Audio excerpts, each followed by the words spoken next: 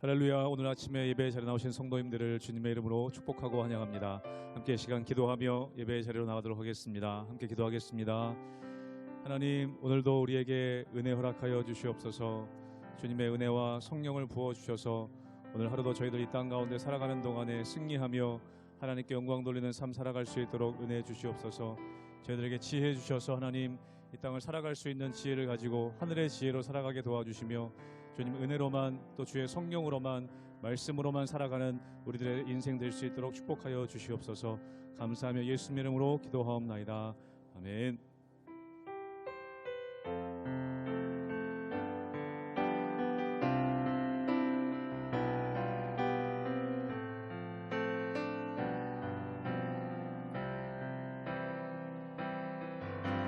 주 품에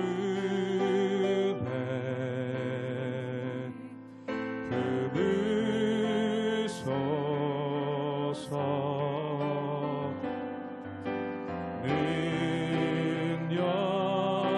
능력에 발로 덮으소서. 거친 파도 날 향해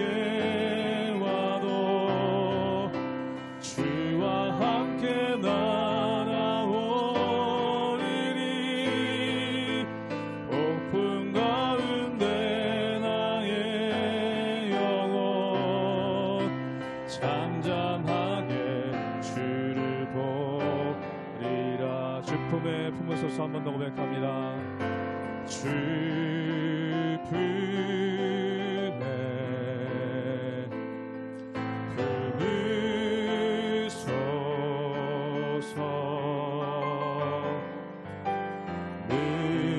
능력에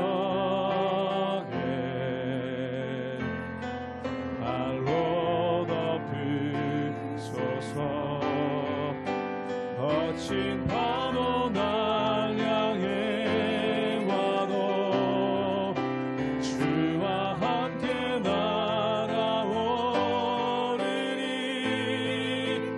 폭풍 가운데 나의 영혼 잠잠하게 주를 보리라.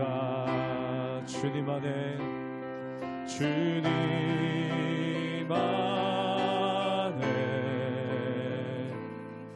나 거하리. 주 능력 잠잠히 믿네. 주 능력 나 잠잠히 믿. 거친 파도 날 향해 와도 거친 파도 날 향해 와도 주와 함께 날아오리니 폭풍 가운데 나의 영혼 잠잠하게 주를 보. 거친 파도 날 향해 와도 거친 파도 날 향해 와도 주와 함께 날아오리니 폭풍 가운데 나의 영혼 잠잠하게 주를 보리라.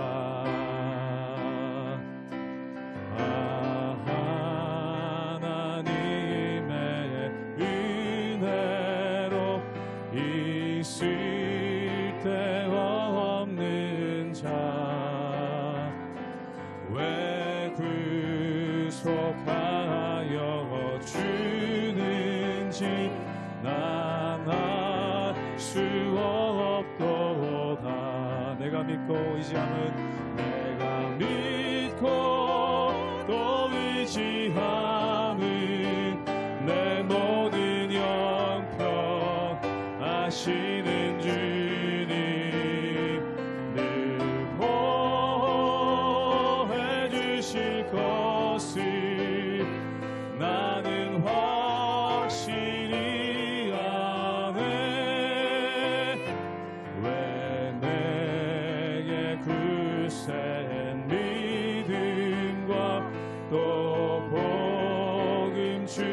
주셔서 내 마음이 항상 편한지 난 알 수 없도록 내가 믿고 의지함은 내가 믿고 또 의지함은 내 모든 형편 아시는 주님 늘 보호해 주실 것을 나는 확실히 왜 내게 성령 주셔서 왜 내게 성령 주셔서 내 마음 감동해 주 예수 믿게 하는지 난 알 수 없어 4절로 고백합니다. 주 언제 강림하실지 주 언제 강림하실지 혹 밤에 혹 낮에 또 주님 만날 그것도 난 알 수 없도록 내가 믿고 의지함은 내가 믿고 또 의지함은 내 모든 형편 아시는 주님 늘 보호해 주실 것을 나는 확실히 한 번 더 고백합니다. 내가 믿고 의지함은 내가 믿고 또 의지함은 내 모든 형편 아시는 주님 늘 보호해 주실 것을 나는 확실히 아멘.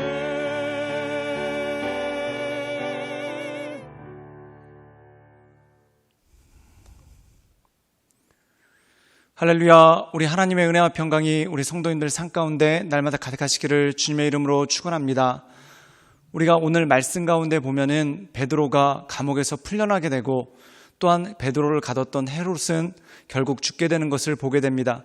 우리가 여기서 한 가지 알 수 있는 것이 있는데 오히려 감옥에 갇힌 베드로는 마음이 평안해서 잠을 이룰 수 있었지만 궁궐에 있었던 헤롯은 그의 속이 상하여서 벌레가 먹어서 죽었다라는 그런 말씀이 나오는 것을 보게 됩니다.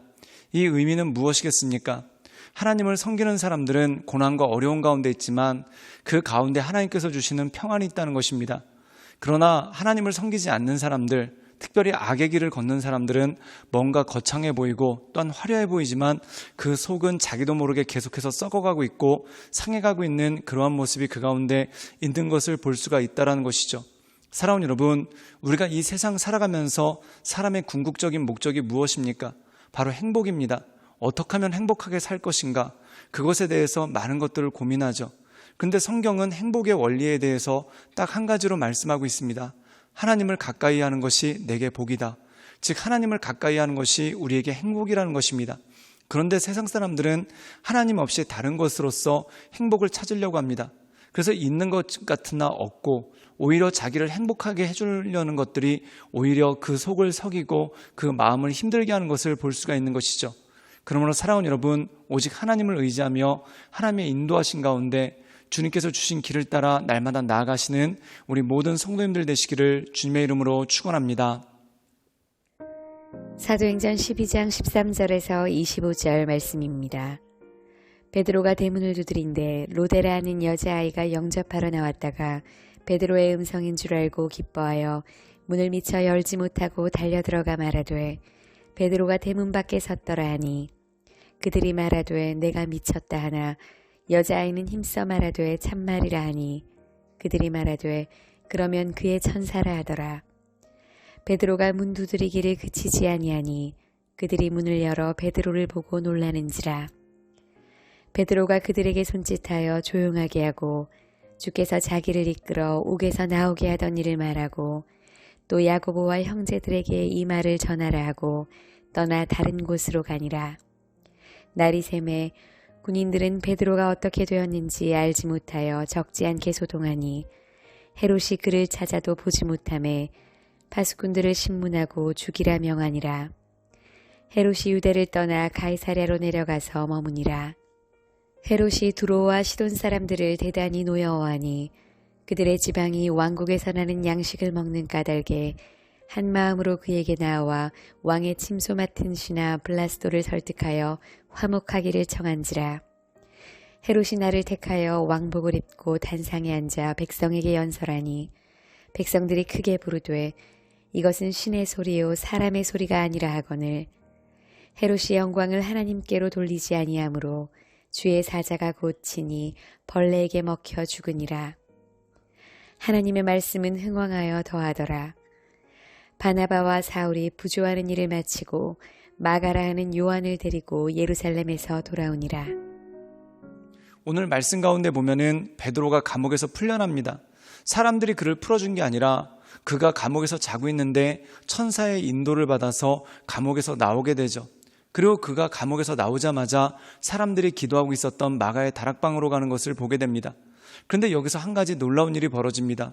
그것이 뭐냐면 베드로가 왔다라고 여종이 고하니까 기도하던 사람들이 네가 미쳤다라고 이야기했다는 겁니다. 여러분 놀랍지 않습니까? 베드로를 위해서 기도했는데 막상 베드로가 풀려났다고 하니까 네가 미쳤다라고 이야기를 합니다. 그 이유가 무엇입니까? 그들에게 기대하는 것이 달랐기 때문에 그렇죠. 그럼 그것이 무엇일까요? 아마 우리가 미루어 보건대 이들이 마가의 다락방에서 모여서 기도는 했지만 베드로가 살아날 것에 대해서 기도하지는 않았던 것 같습니다. 오히려 베드로가 너무 고난 가운데 있다 죽지 않기를, 또한 베드로가 그 마음 가운데 낙심해서 예수님을 떠나지 않기를 아마 그렇게 기도했던 것 같습니다.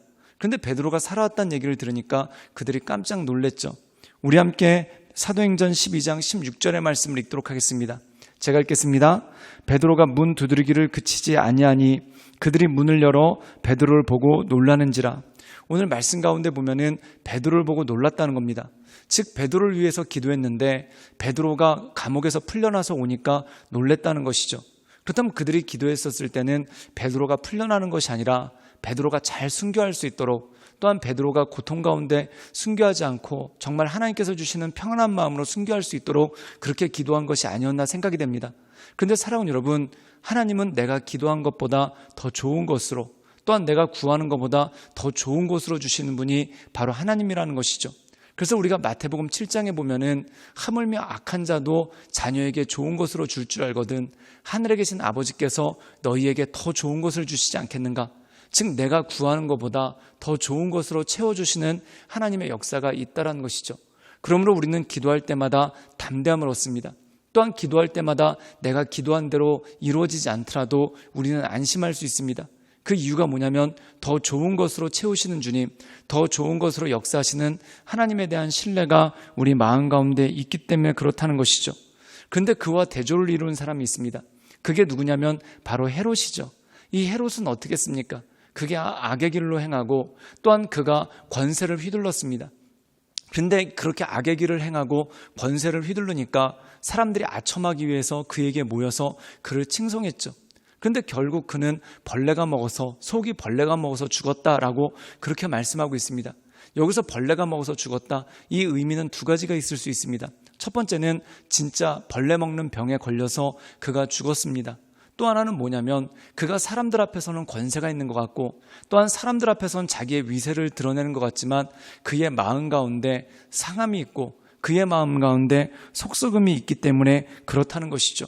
우리 함께 사도행전 12장 23절의 말씀을 자막을 통해 읽도록 하겠습니다. 제가 읽겠습니다. 헤롯이 영광을 하나님께 돌리지 아니하므로 주의 사자가 고치니 벌레에게 먹혀 죽으니라. 사랑하는 여러분, 사람은 어떤 존재입니까?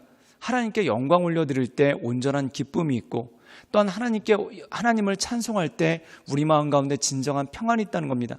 하나님을 찬송하지 않고 하나님께 영광 올려드리지 않고 내가 그 영광을 구하고 그 영광을 취하면은 당장에는 내가 되게 높아지는 것 같고 대단한 것 같습니다. 그런데 그 마음 가운데 있는 불안함, 또한 그 속이 썩는 것 같은 그러한 불안감을 떨쳐버릴 수가 없다는 것이죠. 사랑하는 여러분, 하나님을 의지하는 것이 우리에게 힘입니다. 또한 하나님을 가까이 하는 것이 우리에게 복입니다. 또한 하나님을 경외하는 것이 지혜의 근본입니다. 즉 나의 영광이 아닌 하나님의 영광을 위해 사는 것이 내 인생 가운데 가장 큰 기쁨이고 능력이 된다는 것이죠. 사랑하는 여러분, 우리의 속을 벌레 먹는 것처럼 상하게 하는 것이 뭘까요?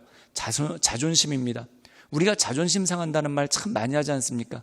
그런데 참 놀라운 건요, 어렸을 때는 자존심 잘 안 상합니다. 그런데 나이가 들어갈수록 자존심 상하는 일이 많고요. 또한 지위가 올라갈수록 자존심 상하는 일이 많고요. 또한 돈이 생기면 생길수록 오히려 자존심 상하는 일들이 더 많은 것을 보게 됩니다. 그 의미는 뭘까요? 그 모든 것들이 나를 만족시키거나 채워줄 수 없다는 것이죠. 그러므로 사랑하는 여러분, 하나님을 바라보며 하나님을 의지하며 하나님의 말씀 가운데 날마다 승리하며 나가시는 우리 모든 성도님들 되시기를 주님의 이름으로 축원합니다. 함께 기도하시겠습니다. 늘 언제나 살아서 역사하시며 우리 삶에 힘되시고 능력되신 주님, 우리가 날마다 주님을 바라보며 주님의 은혜 가운데 주님의 인도하신 가운데 나갑니다. 날마다 우리의 심령 가운데 오셔서 우리의 마음을 새롭게 하시고 우리의 마음을 온전케 하시며 오직 크신 하나님만을 바라보므로 날마다 믿음의 길을 걸어갈 수 있도록 주여 우리 가운데 역사하여 주시고 주님 인도하여 주시옵소서. 오직 하나님을 찬송함으로 하나님만을 경배함으로 또한 하나님께 기도함으로 우리에게 더 큰 것을 더 좋은 것을 채워주시는 하나님을 바라보게 하여 주시옵소서. 예수님의 이름으로 감사하며 기도드리옵나이다. 아멘.